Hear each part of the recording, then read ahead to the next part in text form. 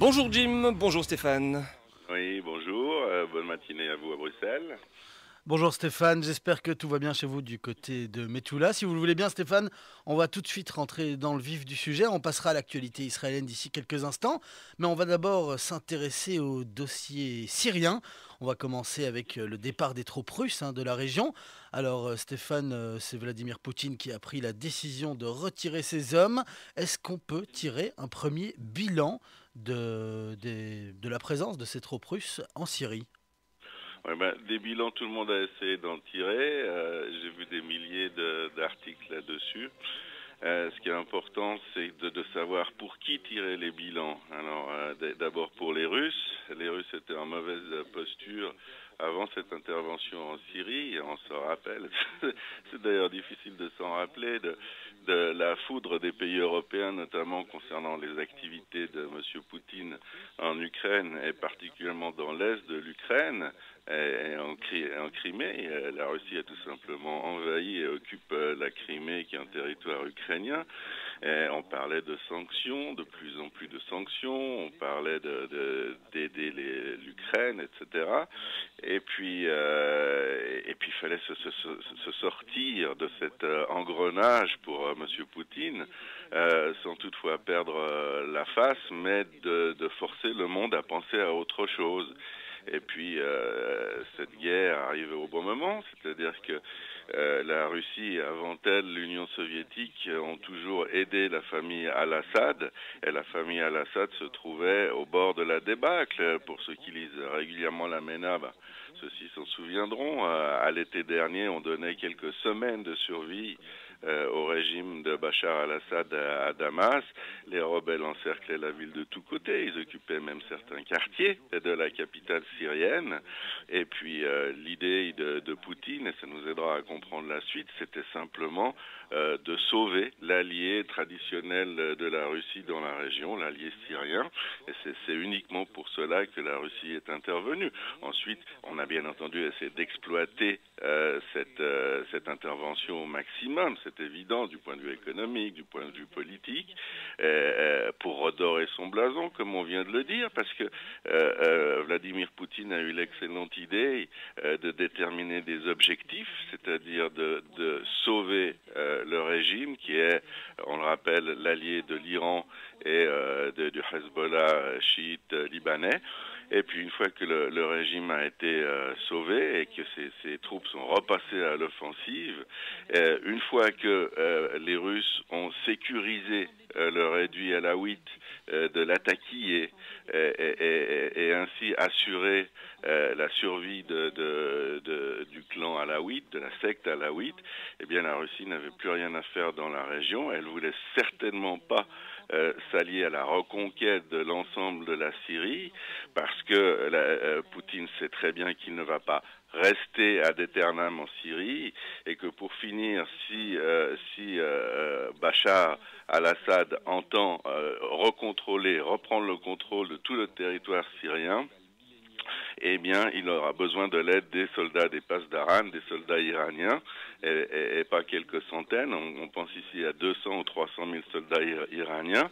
Et dès ce moment, la Syrie tomberait dans l'escarcelle des Iraniens, et c'était pas du tout l'intention de Vladimir Poutine. Alors Vladimir Poutine a conseillé à son ami Bachar al-Assad de quitter le pouvoir, de se concentrer sur les intérêts des Alaouites dans un État fédératif. Tout le monde a refusé cette idée en Syrie, que ce soit le régime ou toutes les composantes de l'opposition, parce qu'ils ont toujours l'intention de manger le gâteau en entier, c'est-à-dire de récupérer effectivement toute la Syrie, mais pour eux. Et selon nous, en tout cas, selon nos spécialistes Jean Sadik et Michael Bey à Beyrouth, eh bien, c'est absolument illusoire, et Vladimir Poutine n'avait pas du tout l'intention de prendre part à une campagne aux résultats aléatoires et donc illusoires, Jim. Alors Stéphane, vous l'avez dit, Vladimir Poutine a son allié dans la région, c'est Bachar al-Assad. Mais est-ce qu'au niveau du timing de ce retrait des troupes russes, qui se passe au moment où les différents acteurs de la région négocient à Genève concernant le conflit syrien, Est-ce qu'on peut voir là un moyen de pression de Vladimir Poutine sur Bachar el-Assad pour les négociations? Ça, c'est une question orientée occidentale. C'est pas étonnant qu'elle nous vienne dans bonne analyse qui est située à l'endroit où est le siège de l'OTAN. Mais on pense pas du tout comme ça en Russie. En Russie, on n'est pas là pour faire la paix, pour faire venir l'ordre. Bien sûr, on a dit qu'on allait, comme tout le monde, massacrer le califat islamique. On a dit qu'on allait faire revenir la paix, mais c'est pas du tout pour ça que d'habitude la Russie intervient.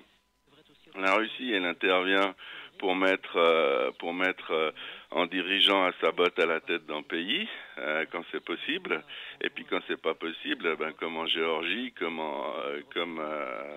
en Ukraine, comme dans l'ensemble de la Syrie et de l'Irak, eh bien, à la place de faire la paix, à la place de polisser la situation, de la stabiliser, bien au contraire. Eh bien, on va essayer de la déstabiliser, on va essayer de créer la gabegie, la chienlit, parce qu'on n'a pas du tout envie de livrer ces pays, ces intérêts. En Russie, on voit tout au niveau des intérêts, des matières premières, de l'exploitation des situations. C'est absolument extraordinaire comme situation. En face, on a 2,68 que sont Kerry et Obama, qui sont pour la peace and love, et puis qui abandonnent et qui perdent des intérêts pour les États-Unis jour et nuit. C'est comme dans un match de tennis, Jim, où d'un côté on voudrait mordicus obtenir la victoire, et puis de l'autre côté on laisse passer les balles en souriant. C'est absolument ça. La Russie n'est pas du tout mécontente de laisser derrière elle en Syrie une situation pour le moins trouble, avec une guerre civile qui va continuer selon la lecture russe, qui est d'ailleurs également celle de nos spécialistes, parce qu'à Genève, on va se mettre d'accord sur rien du tout. On est d'ailleurs en train de se mettre d'accord sur rien du tout. En fait, Genève, c'est pas le début d'un processus diplomatique, c'est une tentative de la part des belligérants de continuer la guerre, mais de façon diplomatique pour économiser leurs forces. Mais on n'imagine absolument pas, et c'est le calcul de Poutine aussi, qu'un gouvernement de transition pourrait se mettre en place. Quel gouvernement de transition ? Tout le monde est tout le monde. Pensez que les sunnites, qui représentent 80% de la Syrie, pourraient donner des privilèges, des prérogatives aux alaouites qui les combattent dans une guerre civile qui a fait 350 000 morts jusqu'à maintenant.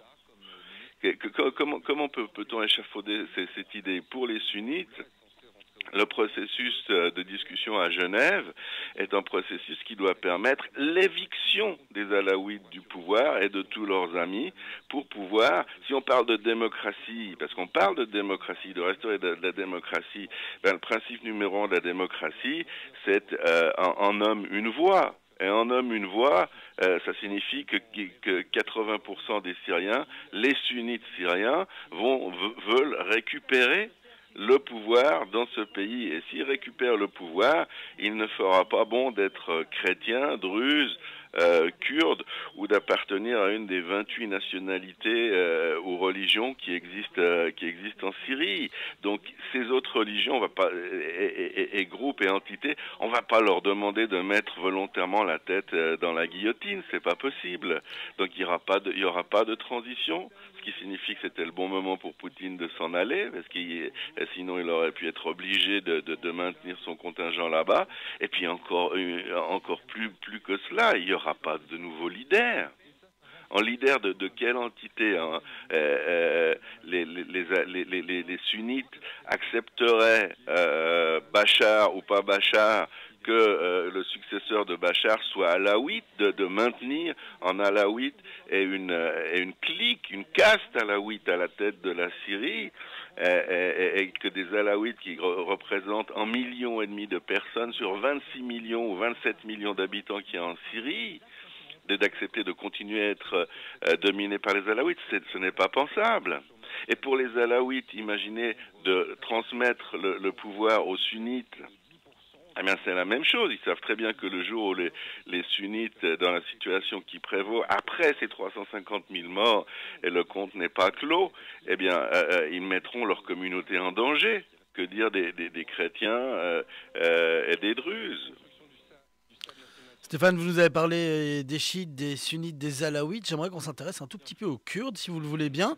Ils se sont proclamés une fédération indépendante cette semaine. Là aussi, il faut voir une raison au timing de cette déclaration. Ben, bien sûr, parce que les Kurdes ne sont pas invités à Genève, hein. C'est les Kurdes du Rojava. Le Rojava, c'est l'ouest en kurde. Ils occupent toute la partie nord, la partie frontalière de la Turquie. Ils ont occupé cette région en faisant des sacrifices énormes. On se souvient de la bataille de Kobané pendant plus de 6 mois, où l'État islamique avait déjà envahi plus de 60% de la ville, et où seuls, ou pratiquement seuls, les Kurdes ont réussi à renverser la situation et à récupérer les 200 villages qu'ils avaient perdus auparavant, il est vrai, avec l'aide des bombardements aériens de la coalition. Et aujourd'hui, ils ont établi sur pratiquement toute cette bande frontalière en état de fait.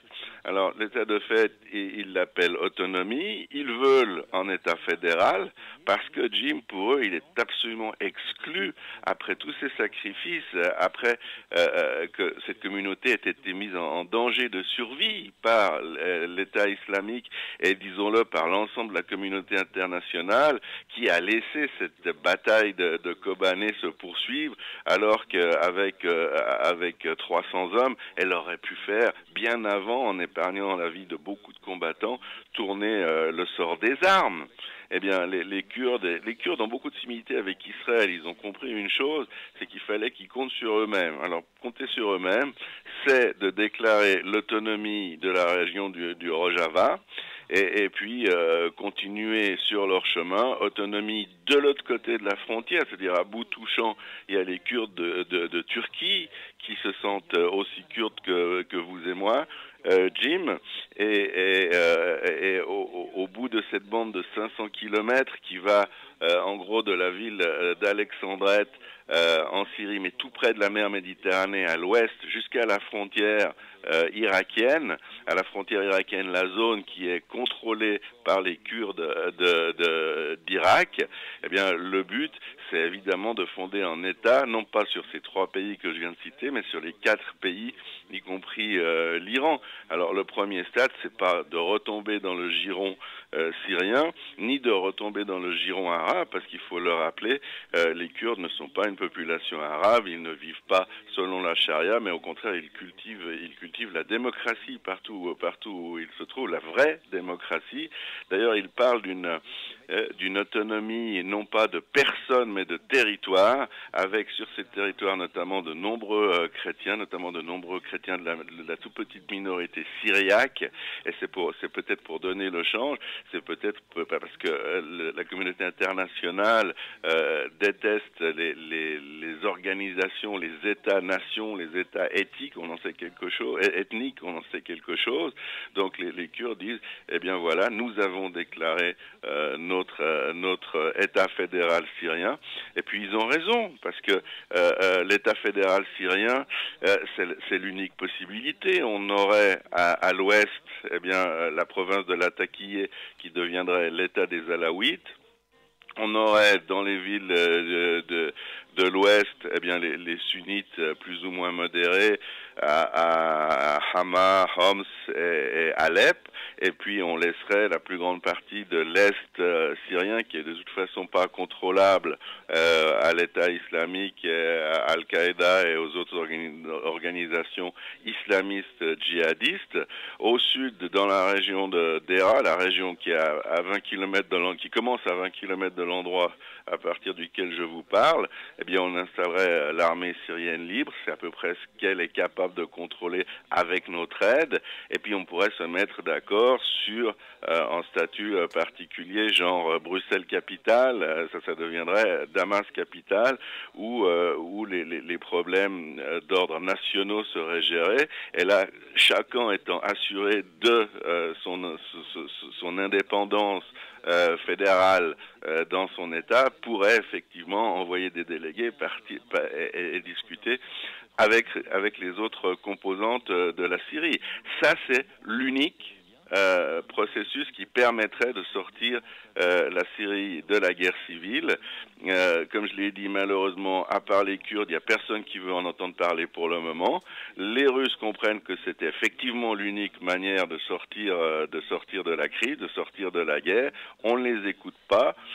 Ceux qu'on est venu sauver ne nous écoutent pas. Donc on prend nos avions, on prend notre matériel et on s'en va. Maintenant, les chances pour que les entités en question soient suffisamment intelligentes pour nous épargner encore quelques centaines de milliers de morts et quelques millions de réfugiés qui viendront chez vous en Europe, elles sont pas très grandes, ces chances, et Monsieur Poutine a sans doute fait le calcul selon lequel eh bien, les choses vont éclater à Genève et que cette intelligence ne se trouvera pas et qu'il va falloir encore un certain nombre de centaines de milliers de morts jusqu'à que d'épuisement, eh bien, ces populations, ces peuples, ces groupes, ces religions, ces ethnies même, eh bien, acceptent une solution négociée, une solution, Jim, dans laquelle ces États confédérés conserveraient leurs armes. Parce qu'il est exclu d'imaginer une seconde, on peut le faire, mais on est en dehors de la réalité, que les Kurdes donnent leurs armes en pouvoir central sunnite, que les Alaouites livrent leurs armes en pouvoir central sunnite et vice-versa. Dans la situation qui existe, eh bien, chaque entité, chacun de ces futurs pays fédéraux, qu'ils le veulent ou non d'ailleurs, eh bien, va conserver tout ce qu'on va délimiter. C'est une frontière intérieure, comme il en existe dans les Landes en Allemagne, dans les cantons en Suisse, dans les States aux États-Unis. On doit définir d'abord la limite, au lieu de parler de ces solutions pour canard à trois pattes comme un gouvernement de transition en remplaçant à Béchar, de sécuriser chaque communauté sur un territoire donné, d'arriver à une accalmie où chacun puisse se retrouver et où la guerre cesse. Et puis ensuite, une fois que la situation est apaisée de cette manière, eh bien, on peut essayer d'aller plus loin et de construire les infrastructures et les structures politiques, notamment de l'État fédéral. Stéphane, il est déjà 8 heures passées de 18 minutes. Il nous reste une petite minute. On va quand même parler d'une info qui concerne Israël. Stéphane, selon l'ONU, vous êtes beaucoup plus heureux que nous ici à Bruxelles. Selon une enquête de l'Organisation des Nations Unies, Israël arrive 11e au classement des pays les plus heureux au monde, un classement qui est dominé par le Danemark et où la Belgique, elle, est 18e tout de même. Alors Stéphane, c'est un peu contradictoire quand on voit l'actualité qu'on entend tous les jours de votre région et ensuite on entend que vous êtes plus heureux que nous. Je pensais bien qu'en sport, on serait meilleur que vous. Hein, surtout qu'on n'a pas grand-chose à faire. Je crois que ça se passe au niveau d'abord du climat. Hein, à part cette semaine, on a une vraie semaine belge, il pleut tout le temps, il y a du vent, et il fait très froid. Hier, cette nuit, il a fait 7 degrés au mois de mars. Pour nous, c'est très inhabituel. Et puis, je pense que c'est au niveau du caractère de la vie, du type de la vie. Les Israéliens ont tout de même une vie très très pleine. C'est comme un spectacle en fait quelque part d'être israélien. D'abord, il se passe toujours quelque chose, et je parle pas uniquement de la troisième intifada. Je pense pas que les gens soient suffisamment fous ou masochistes pour aimer le fait de se faire poignarder quand ils sortent de chez eux, mais à tout le moins, ils savent pourquoi ils se font poignarder. Il y a cette proximité avec l'ennemi. Il y a cette fragilité aussi qui donne lieu à une activité extraordinaire au niveau de la publication de livres. Je crois qu'on est premier au monde, en tout cas en chiffre relatif, sur le nombre de livres publiés par année. On connaît désormais en Europe les films israéliens, on connaît les chanteurs israéliens. Il y en a des dizaines et ils s'expriment, ils chantent dans tous les pays. Le dérèglement et le dérèglement à long terme a quelque chose de bon, notamment au niveau des inventions, de la science et de la technique. Si on veut s'en sortir, bien, faut faire des choses. Puis dès qu'on est obligé comme activité principale de faire des choses, soit de créer, soit d'aller de l'avant dans tous les domaines, notamment scientifiques, industriels et culturels, eh bien, ça crée un certain bien-être. C'est-à-dire que on se sent pas heureux, on saute pas de joie tous les matins en se disant youpi, je suis israélien, mais en revanche, on se dit je vis quelque chose, ma vie est pleine. Et puis aujourd'hui, dans ce monde très électronique où tout le monde a le nez enfoui dans son téléphone portable, eh bien, de pouvoir se dire le matin, je suis rempli de quelque chose. Je parle pas du tout de religion d'ailleurs, ni de nationalisme, mais je vis quelque chose de tangible. Eh bien, c'est un luxe. C'est pour ça qu'on est, en tout cas d'après ce sondage, le 11e pays le plus heureux au monde. Et puis, quand on commence comme ça, ben, on espère que pour la prochaine Coupe du Monde, ou celle d'après, ou celle d'après-après, eh bien, on aura la possibilité, dans ce bonheur, de se qualifier pour la phase finale en football aussi, Jim. C'est tout ce qu'on vous souhaite, en tout cas, Stéphane. Merci beaucoup, Stéphane, d'avoir été avec nous. Je vous en prie, je vous souhaite à tous un excellent week-end. Merci Stéphane, c'est toujours un plaisir de vous entendre. Excellente journée.